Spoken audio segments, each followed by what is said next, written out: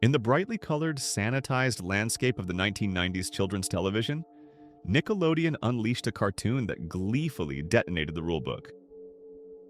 This was the Ren and Stimpy Show, a surreal odyssey starring Ren Hyuk, a psychologically unstable chihuahua, and his dim-witted, good-hearted cat sidekick, Stimpy.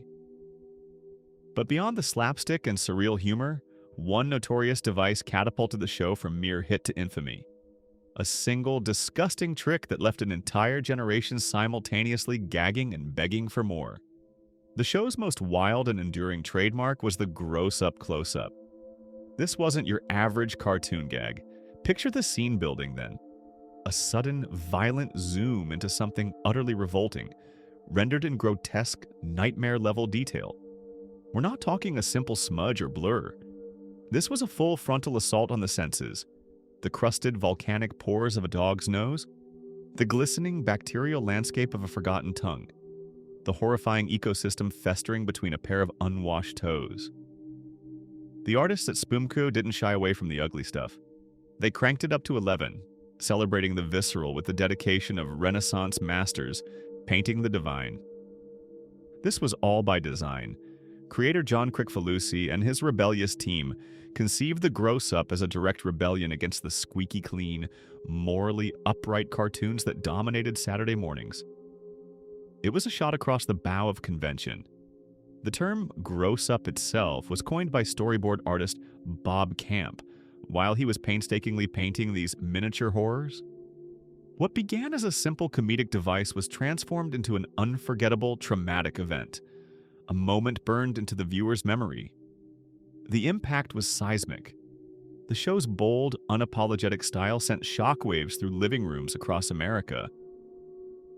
Parental groups and concerned viewers flooded Nickelodeon's phone lines with complaints, decrying the show as too violent, too gross, and entirely inappropriate for children. The critical reception was fiercely divided. Some hailed Ren and Stimpy as a groundbreaking work of genius, pushing the very boundaries of what animation could be into daring, edgy new territory.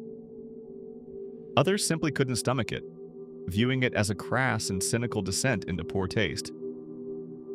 A 1992 review from the Washington Post perfectly captured the national sentiment, describing the show as both uproariously funny and stomach-churningly repulsive.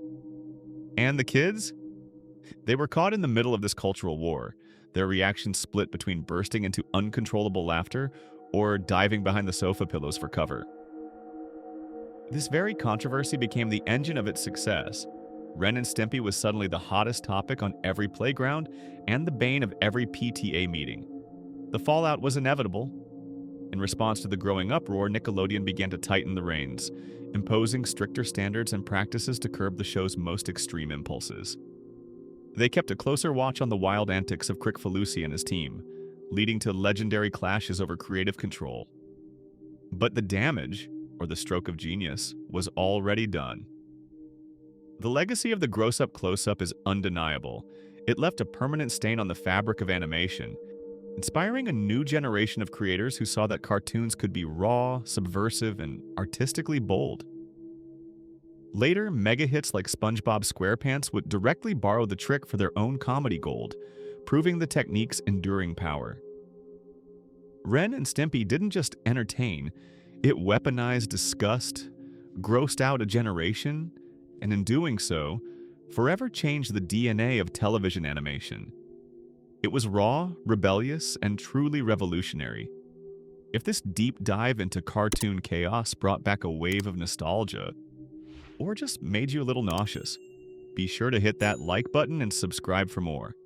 Thanks for watching.